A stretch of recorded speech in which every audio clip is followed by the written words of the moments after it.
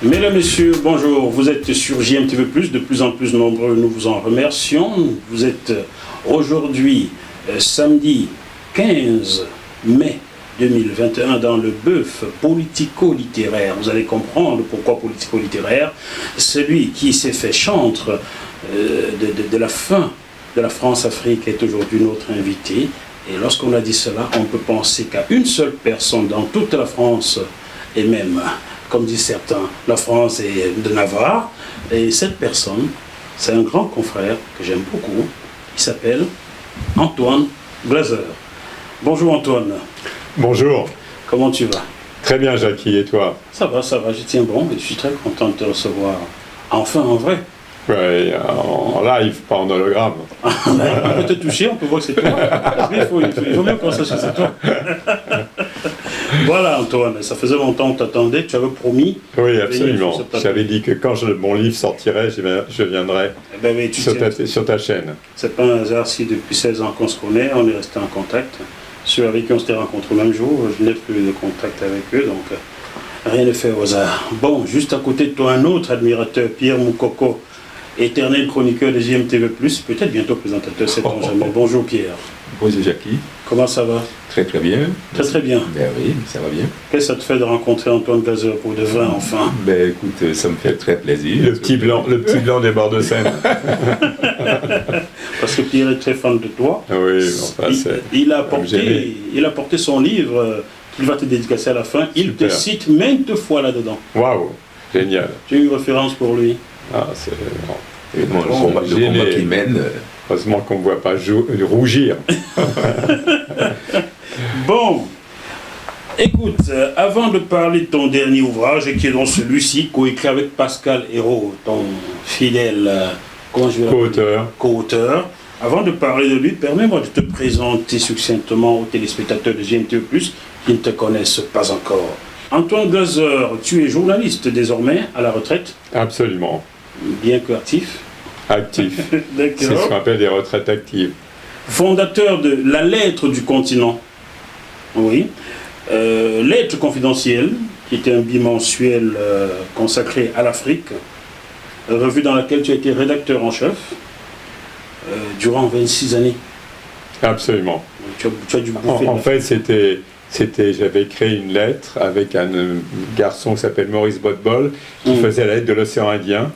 Et la lettre du continent, c'était pour avoir une publication, dire ce qu'on avait comme information, une sorte de journaliste d'investigation, mais sans publicité, ça pour être totalement indépendant. Et ce qui m'a permis finalement de rester indépendant toute ma vie, parce que voilà, c'est une lettre d'information. Alors, elle a souvent été critiquée parce qu'il y a un côté élitiste et par abonnement, donc c'était relativement cher, mais ça permettait de faire du journalisme d'investigation, de dénoncer ce qui se passait dans un certain nombre de pays africains sans avoir du tout de pression des autorités françaises. Ah oui, peut-être c'est ce que JMTV+ doit faire.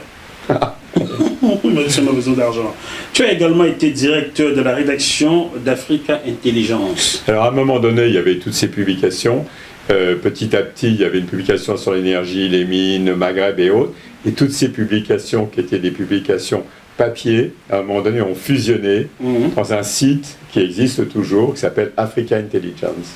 D'accord, donc vous pouvez aussi visiter le site Africa Intelligence. Je ne suis plus dans cette société, mais ça reste mes amis, et ils continuent à travailler de la même façon, ça veut dire avec un angle éditorial assez fermé, qui est qui est qui et qui fait quoi en Afrique. Comme chacun sait, en Afrique, c'est des réseaux souvent familiaux et autres, et surtout les galaxies de pouvoir, et donc on a été quand même les premiers. On avait même des sur qui fait quoi en Afrique, en sachant très pertinemment que c'est pas le statut des gens qui compte, c'est les rapports familiaux, et donc c'est comme ça que on décryptait un petit peu pour des gens de l'extérieur qui ne comprenaient pas pourquoi tel ministre n'avait aucun pouvoir, et alors que le secrétaire général, qui était le fils du chef... Tu parles d'Ali Bongo? Non, bien sûr que non. On ne cite pas de nom, là, on parle en général. On boit un coup, allez. Il ne faut pas te pardonner, monsieur le président. Bien, en septembre 2010, tu cèdes ton poste de rédacteur en chef de la Lettre du Continent à Frédéric Lejal. La revue qui a aujourd'hui disparu. Qu'est-ce qui s'est passé? Alors, elle a été fusionnée dans Africa Intelligence. D'accord. Et il fallait que j'aille partir. Il y a un jeune garçon qui s'appelle Paul Deutschmann et qui s'occupe, lui, il écrit sur l'Afrique de l'Ouest et l'Afrique centrale surtout. Ce serait bien de vous rencontrer, M. Deutschmann. On a des choses à se dire sur l'Afrique de l'Ouest. On viendra dessus avec l'histoire de Kakou Nubupola, spécialiste de la France-Afrique.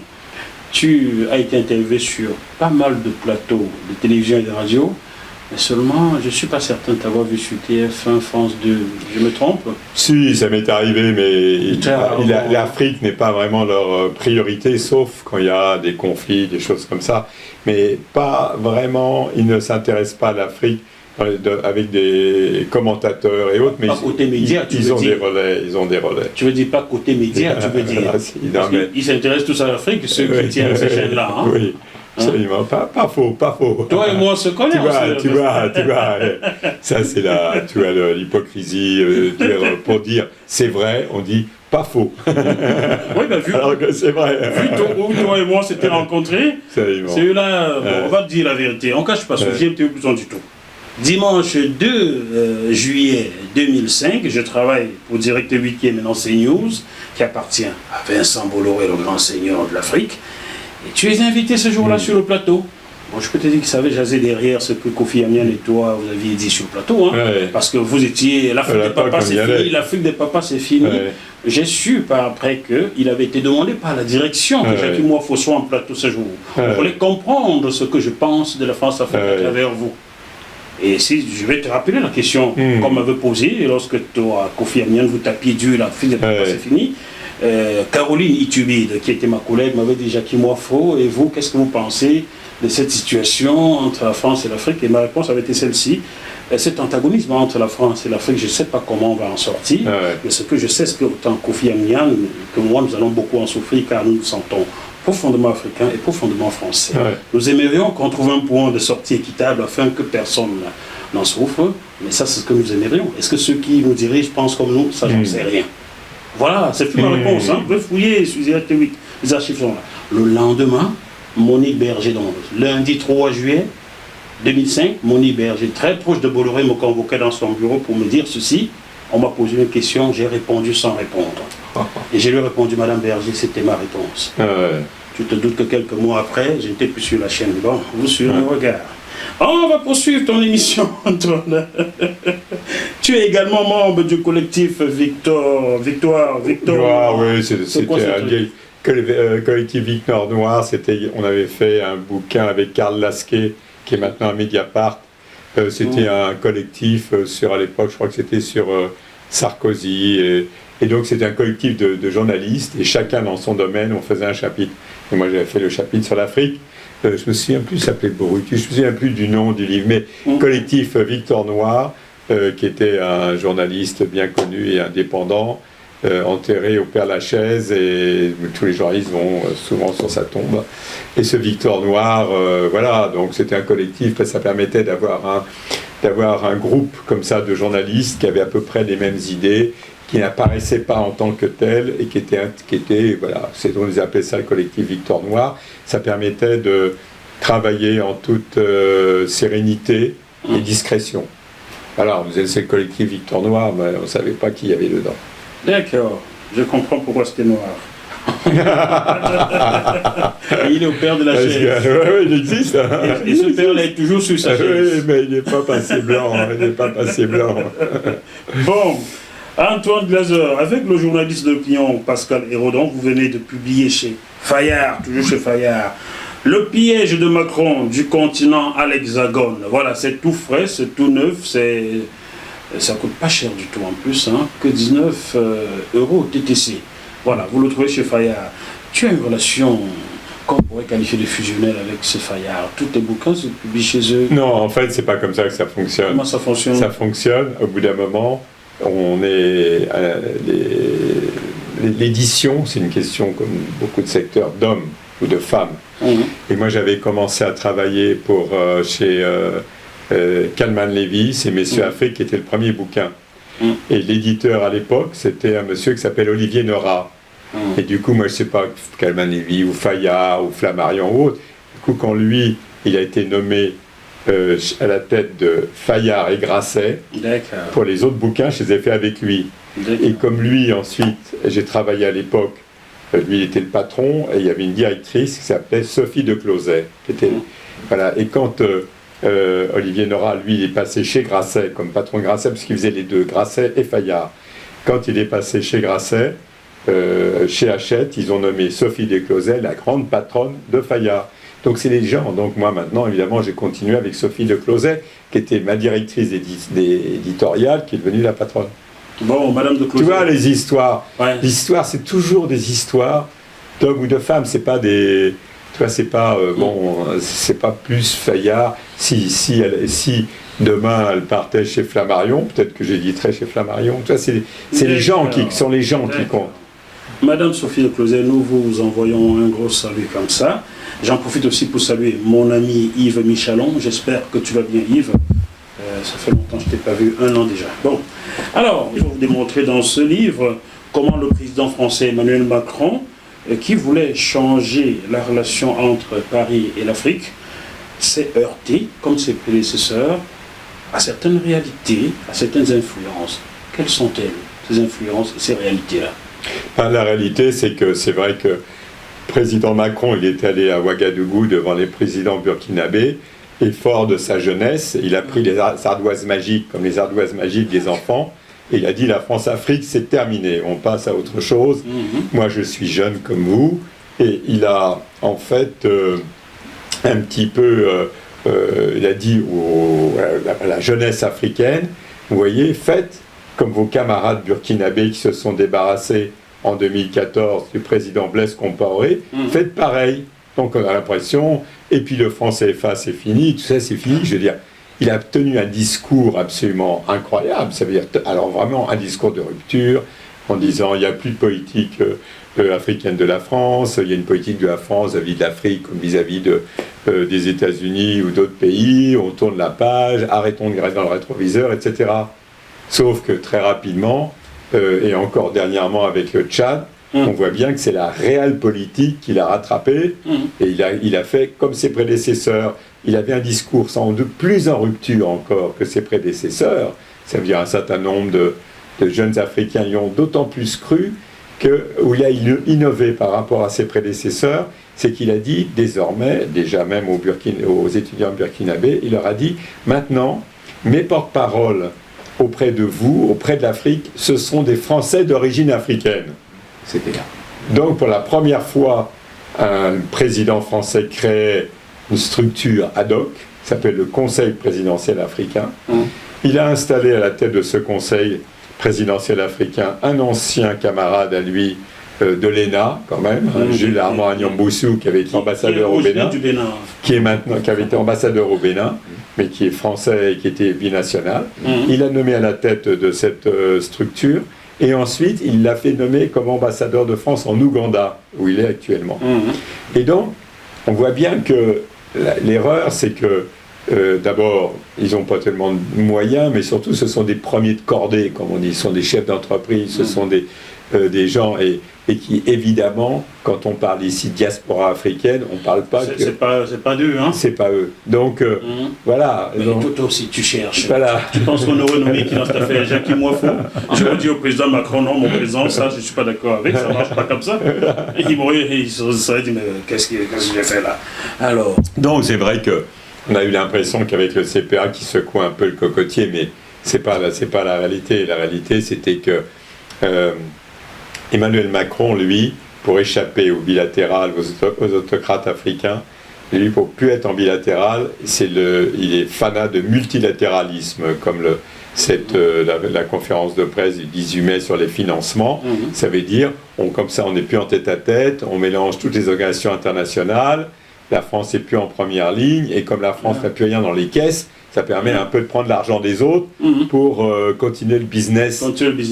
Comme la France, finalement, n'a plus perd tous ses marchés en Afrique face aux Chinois, aux Russes et aux Turcs, c'est dit, on va utiliser l'argent, les financements, FMI, Banque mondiale et autres, avoir des financements encore plus importants pour réinvestir le business français. Donc c'est son truc à lui, et il est très dans les superstructures. C'est une fuite en avant, ça. C'est un peu une fuite en avant, en disant maintenant, et c'est comme si la France, c'est comme si on ne comprenait pas ce que c'était la France-Afrique, la présence de la France, cette période post-coloniale, des indépendances de 1960 jusqu'à la chute du mur de Berlin en 89-90, avec cette espèce de pseudo-démocratie de la Baule, où tout le monde disait « Ah, la démocratie de la Baule » avec le conférence. On a dit que ça n'a pas duré longtemps. Donc c'est une période historique qui fait que la France-Afrique, c'est un gros bateau, ça ne s'arrête pas du jour au lendemain. Alors, ce conseil, la Pierre, il t'a déjà répondu? Alors, ce qu'il faut savoir, cher Antoine, c'est que lorsque mon livre est sorti, je l'ai envoyé au président, je l'ai dédicacé, j'ai la preuve qu'il a reçue avec le tampon de l'Élysée. Et dans le même mouvement, j'ai écrit au CPA, puisque la finalité de cette entité, c'est de recevoir la diaspora. Donc, je suis franco-camerounais, donc je fais partie de la diaspora, pour qu'ils me reçoivent, parce que j'avais quelques propositions sans prétention de ma part à leur faire. Ce qui est bizarre, c'est que j'ai la preuve d'envoi, ma lettre recommandée, je n'ai jamais reçu la preuve de réception. J'ai été à la mairie, et à la poste, ils m'ont confirmé que mon courrier est bien arrivé au CPA, à Paris. Aucune nouvelle de ce que je dis. Bon, on va dire que ce CPA ne t'a pas répondu, mais m'a envoyé deux courriels déjà. Je ne comprends pas pourquoi le CPA m'envoie de courriel, je ne leur ai rien demandé. Bon, je vais répondre au CPA et bien leur signifier que mon collaborateur Pierre Mokoko vous a adressé un courrier. Attends, trouver la réponse. S'ils veulent qu'on y aille, bon, on ira. Hein? Bon. Antoine, avant de parler de cet autre bijou, car tes livres sont plus que des bijoux en or, avant de parler de cet autre bijou, nous allons parcourir comme ça ton travail depuis des années, ton grand travail sur l'Afrique, côté bouquin. Je vois ici que c'est messieurs, Afrique 1, le Paris village du continent noir, avec Stephen Smith. Tu l'as publié chez Kelman Levy, comme tu disais, c'était en 1992. Bon, Pierre ne s'est pas trompé dans la recherche, merci Pierre. En 1995, tu publiais L'Afrique sans Africains, le rêve blanc du continent noir. Wow, toujours avec Stephen Smith. Comment va-t-il, Stephen Smith? C'est un peu, c'est un peu perdu de vue parce que lui, il s'est réaméricanisé. Il est vraiment aux États-Unis, à l'université Duke, et on a l'impression qu'il a quitté le journalisme. Il est plus universitaire maintenant. Moi, je suis resté vraiment journaliste. Bon.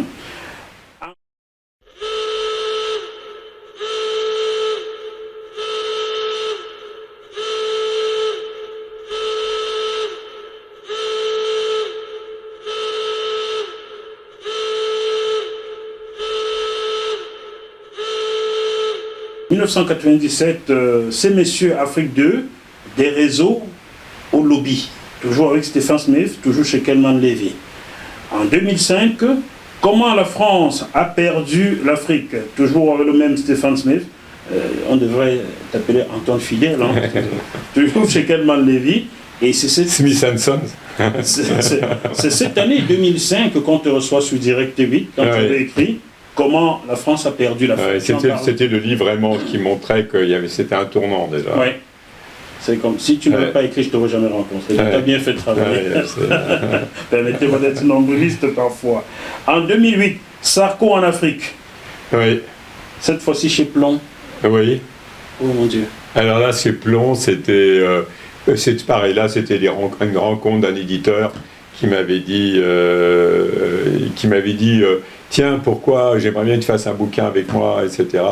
Enfin, dans mes éditions, là, c'était un truc, je dis ouais, pourquoi pas, donc c'est Sarko en Afrique. Bon, si ça se trouve, sachant qu'il regarde ce que JMTV+, j'en profite pour saluer Constantin Melmy, qui avait aussi publié chez Plomb en 1996, La mort était leur mission, qui raconte ce que l'armée française faisait en Algérie et au Cameroun Bamileke. Lisez ce livre, vous comprenez vos fraudes. Bon, revenons sur toi, Antoine. Alors, 2014, Africa France. Cela, c'est chez Fayard. Oui. Africa France. J'avais l'impression que tu démontrais dans ce bouquin-là que des dirigeants africains ont désormais pris le pas sur... Alors, le titre, c'est Africa France, et en sous-titre, c'est quand les dirigeants africains deviennent les maîtres du jeu. Voilà. Parce que je m'étais rendu compte, surtout à la période où il y avait quelqu'un comme le président gabonais Omar Bongo triomphant. Et c'est vrai qu'on était déjà dans une période historique où la France ne voyait pas l'Afrique se mondialiser et ne comprenait pas que les chefs d'État africains, ils avaient déjà quasiment le monde entier dans leur salle d'attente, alors que la France pensait qu'elle tirait encore toujours les ficelles. Et on a bien vu d'année en année, il y a des pays où évidemment que c'est pas la France qui tire les ficelles, c'est les chefs d'État qui laissent croire à la France qu'elle est encore toute puissante, mais eux, ils savent bien jongler avec les uns et les autres. Tu parles de cette période où Omar Bongo choisissait les ministres en quelque sorte, en quelque sorte. Il venait à Paris. Monsieur Robert Bourgi. Bon, 1996, arrogant comme un Français en Afrique. C'est quoi cette arrogance des Français en Afrique? Ah ben ça m'est venu comme ça. Je me suis dit, mais c'est incroyable. Je sais plus, j'étais en train de regarder un peu les... je crois que c'était à un moment donné en discutant avec un constitutionnaliste qui m'a dit, mais qu'est-ce que vous croyez, monsieur Glaser, on a tout apporté dans ces pays, il y a les constitutions, il y a la langue, etc. Et donc, je me suis dit, mais c'est incroyable de voir une puissance qui est devenue plus que moyenne, qui a une période historique, parce que moi, je ne place pas la France-Afrique pour... c'est pas simplement une volonté, c'est pas une idée comme ça, c'est une période historique, ça veut dire... Il y a l'indépendance en 1960, et la France, pour garder un peu contrôler encore sa diplomatie d'influence sur un certain nombre de pays, elle profite de la guerre froide.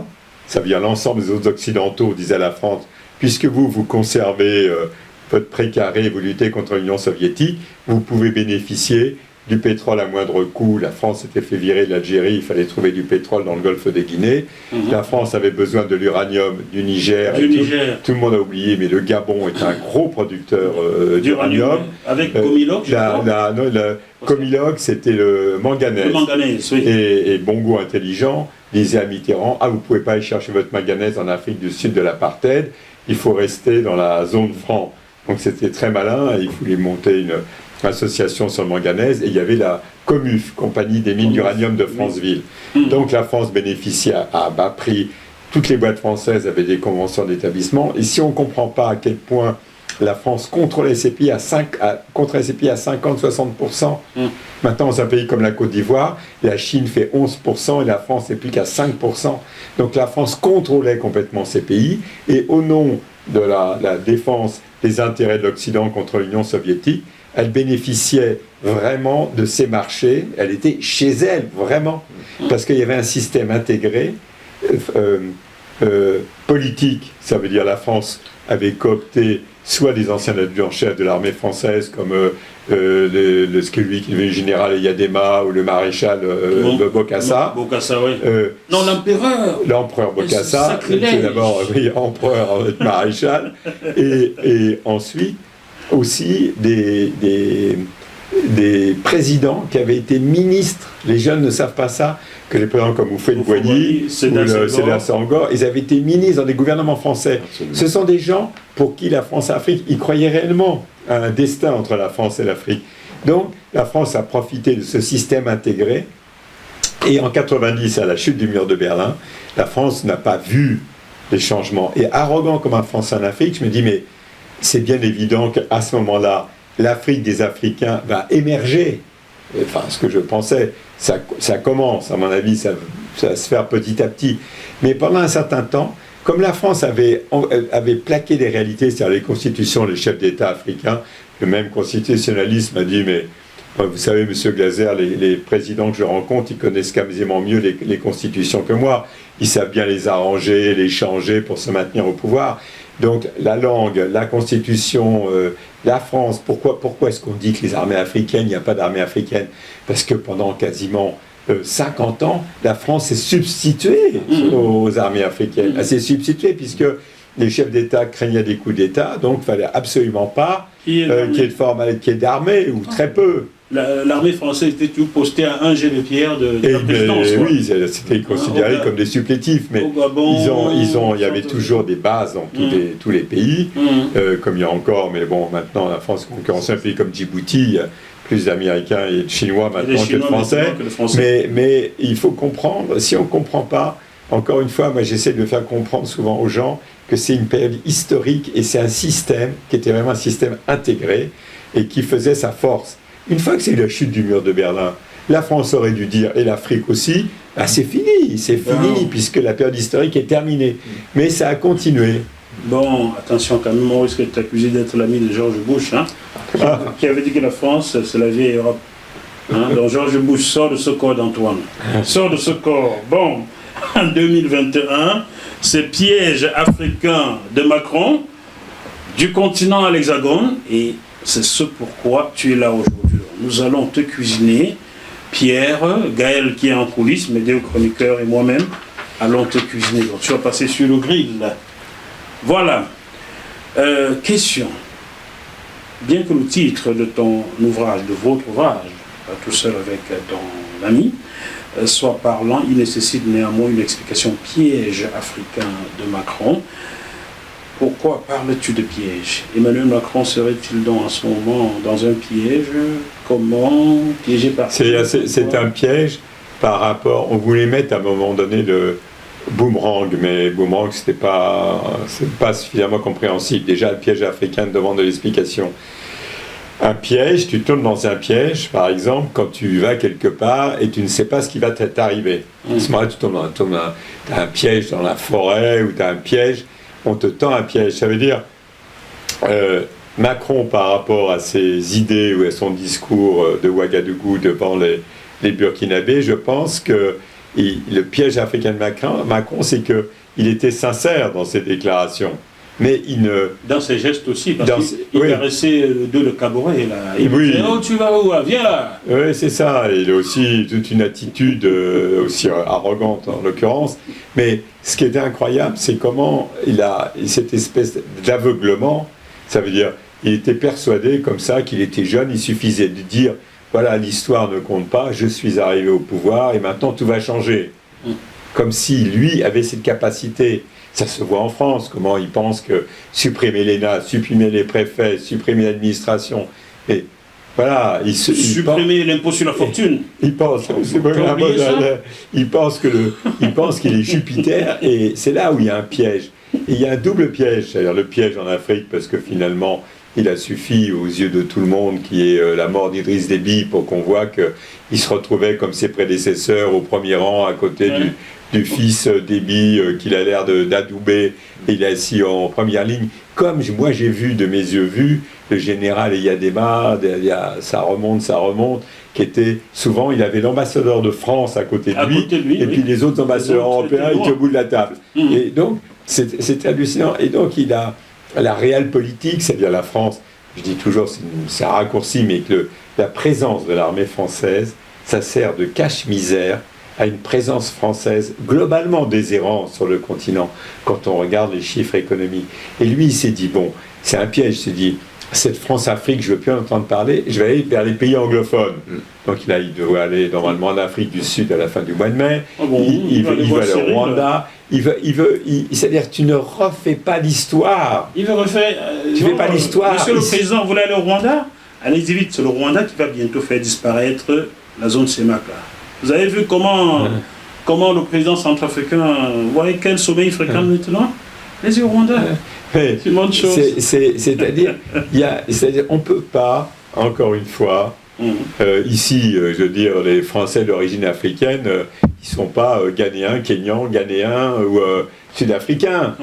Donc, on ne peut pas... on ne peut pas comme ça dire ça. C'est comme si l'histoire n'avait pas existé parce qu'il est arrivé au pouvoir très jeune. Monsieur le Président de la République, j'essaie de vous rencontrer depuis. J'ai envoyé un courrier déjà, je demande à vous interviewer, car mes confrères journalistes français blancs vous caressent dans le sens du poil quand il s'agit de l'Afrique. Antoine, j'espère que tu m'accompagneras avec mon ami Bernard Braga. Et comment tous les trois poser des questions à Emmanuel Macron. Et comment je vais t'envoyer ce mot, tu vas m'aider à l'envoyer à l'Élysée, hein, peut-être. Ah ben moi je suis rien. Comme tu es clair de peau, peut-être. Moi je suis rien. Plus clair. Je suis rien. Antoine, nous savons tous, le président Macron c'est quand même quelqu'un d'intelligent, de brillant, je pense. Il y a un proverbe africain qui dit qu'on ne trompe que celui qui va être trompé, on ne piège que celui qui va être piégé. Mais est-ce la naïveté? Qu'est-ce qui s'est passé?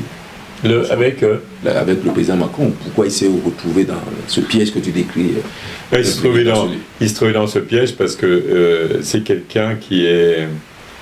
Enfin, bon, moi, c'est une analyse, je vais faire de la psychologie de bazar, mais il est impressionnant quand il te parle parce qu'on sent qu'il ne demande rien à personne autour de lui, même quand ses conseillers, il ne s'en tourne jamais vers ses conseillers, et on a l'impression qu'il sait qu'il est en train de te faire une performance, tu vois ce que je veux dire?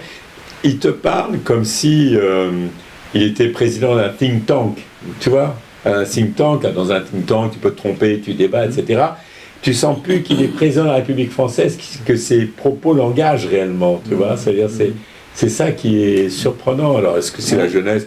Moi, franchement, je ne veux pas faire de la psycho de bazar, mais très honnêtement, il est sincère, tu vois? C'est ça, c'est pas...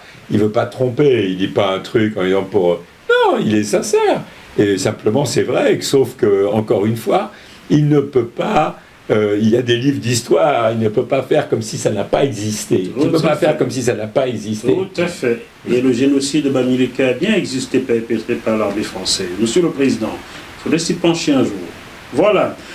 Dans une de tes interviews, tes nombreuses interviews, tu as laissé entendre que la politique africaine du président Macron est désormais confrontée aux nouvelles réalités du continent, redevenue stratégique.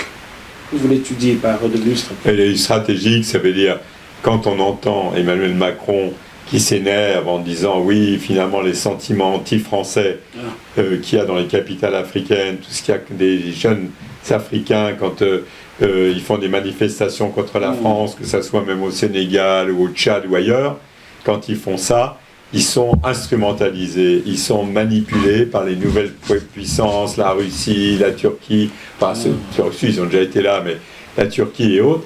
Et donc, c'est comme si les jeunes Africains ne pouvaient pas eux-mêmes pas être contents, ils ne pouvaient pas aussi protester. Donc, il est dans cette forme aussi comme ça. Et c'est vrai que l'Afrique, en dehors d'Emmanuel Macron, est redevenue géostratégique. D'abord, les Français ont cru pendant très longtemps que les Chinois auraient besoin d'eux, des Français, pour parler aux Africains.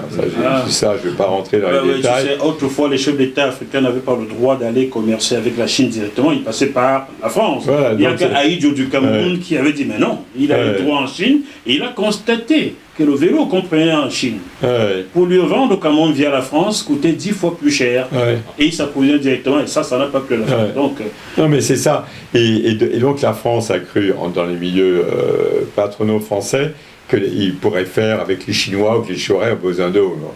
Tout le monde a des copains, moi j'ai des copains, même à Abidjan ou ailleurs, qui me disent, mais Antoine, nous, les Chinois, ils montent dans nos bus et ils vivent comme nous, pas besoin des Français. Vous vivez dans vos villas à Cocody.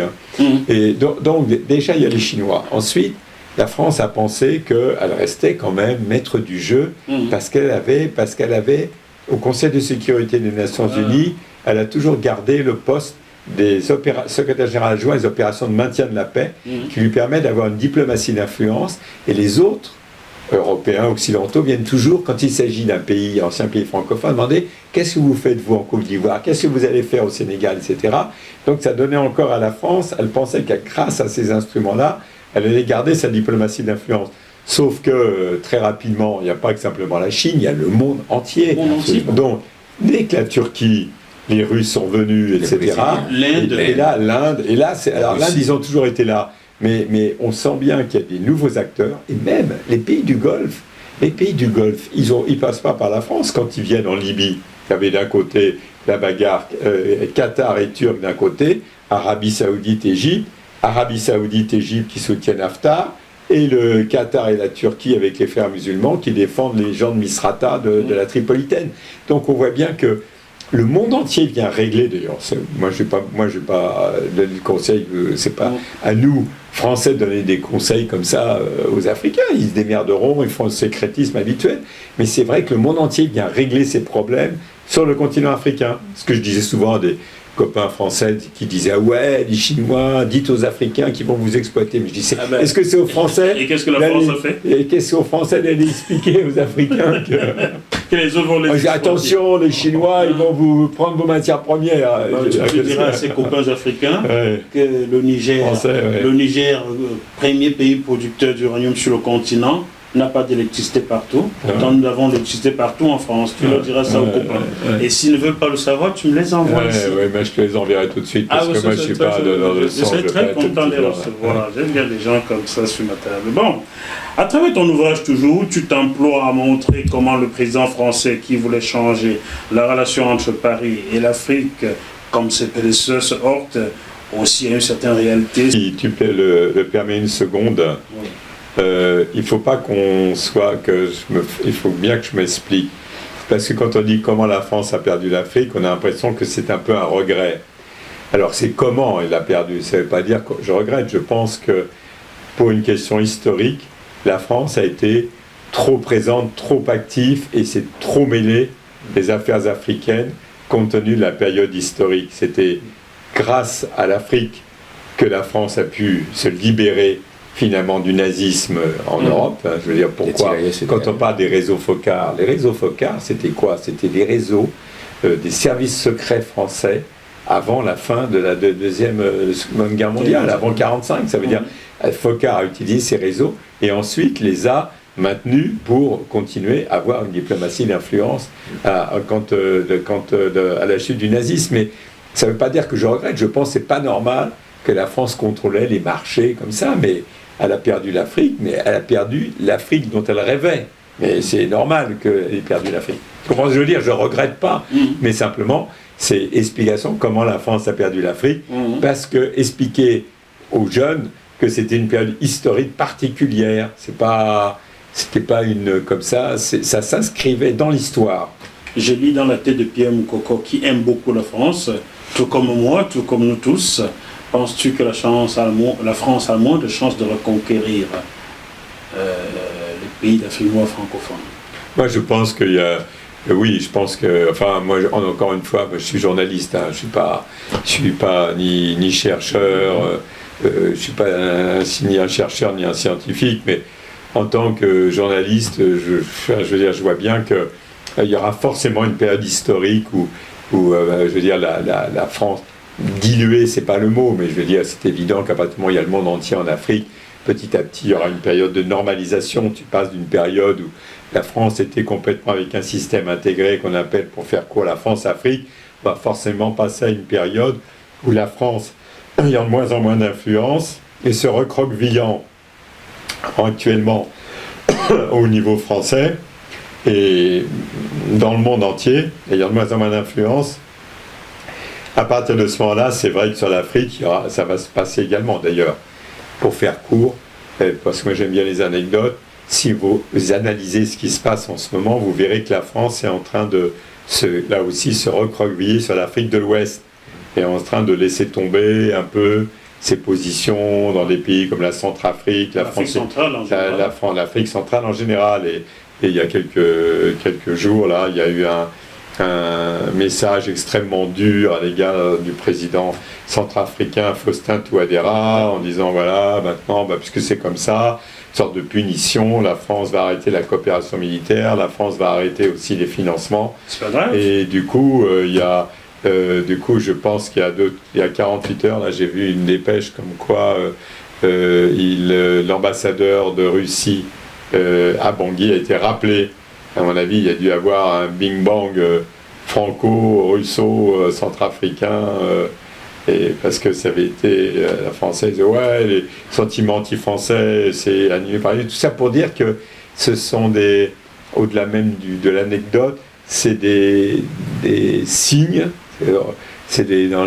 on dit, tu parles toujours des signaux faibles et des signaux forts, ça, ce sont déjà des signaux faibles que la France est en train de perdre la main dans tous ces pays. Et le chien qui aboie beaucoup ne mord pas souvent. Hein. Oui, mais en l'occurrence, en l'occurrence, là, on voit bien, en plus, encore une fois, la France ne va pas rester, n'a pas les mêmes, même s'il voulait, ce que je dis souvent, même si Macron voulait, il n'a pas les moyens, donc il va faire multilatéralisme, des financements, Banque mondiale, FMI, vous allez entendre parler dans les prochains jours de DTS, du droit de tirage spéciaux qu'on doit donner à l'Afrique, comme les pays européens, les pays occidentaux européens doivent donner aussi des vaccins à l'Afrique sur une partie de leur truc. Et vous entendez la même chose sur les financements du FMI? Comme si j'aimais beaucoup l'Afrique. Jacques, Oui, tu as raison de le relever. J'aime beaucoup la France. Comment pourrais-je faire autrement? La France m'a fait. Je suis là depuis bientôt, j'entends ma 37e année. tu ne l'as pas choisi, tu es né français. La France m'a tout donné, elle m'a fait, etc. Cependant, je suis d'origine africaine. C'est la raison pour laquelle, d'ailleurs dans mon livre, évidemment, où je dénonce les abus, les détours de la France, etc., je plaide pour le changement du paradigme dans la politique africaine de la France. Et j'ai pas mal de propositions que je fais au chapitre 16. Il faut que la France l'entende parce que perdre l'Afrique, c'est pas tout à fait ce que je souhaite. Voilà. Une Afrique chinoise, non. Écoutez Pierre, si les autorités, bien les gens qui ont souvent dirigé la France, écoutaient les Africains, crois-moi qu'il y a longtemps les choses auraient changé. Hein? Ça se saurait. Ça se saurait. Dans mon livre, Ils ont vendu mon frère, j'explique que mes discussions avec Michel Roussin, tu sais que j'ai bossé sous lui. Il était assez vite. Numéro 2. Michel Roussin, Dominique Strauss-Kahn et bien d'autres que j'ai rencontrés sur ce plateau-là. Les Alain Menck, quand tu leur parlais de l'Afrique, te regardaient avec un air dédaigneux. Hein. Pour l'Afrique, vous les Africains, vous êtes les plus pauvres. Bon, poursuivons avec Antoine Blazer, que j'ai le plaisir de recevoir aujourd'hui, chers téléspectateurs. J'espère que vous vous délectez de ce qu'Antoine vous explique. De toute façon, c'est mon cas. Je suis sûr que c'est les Pierre aussi. Absolument. Et même Gaël Kadioui qui est en coulisses sourit un peu. Toujours dans ton livre, Piège africain de Macron, le piège africain Macron. Voilà, du continent à l'Hexagone, page 228. Tu dis ceci, le chef de l'État français confirme son intervention auprès de son homologue camerounais pour la libération du professeur Maurice Kamto, Christian Pendey Koka et les autres leaders politiques arrêtés qui avaient séjourné 9 mois en prison. Est-ce bien cela? Comment tu fais pour le savoir, Antoine? Je ne te demande pas.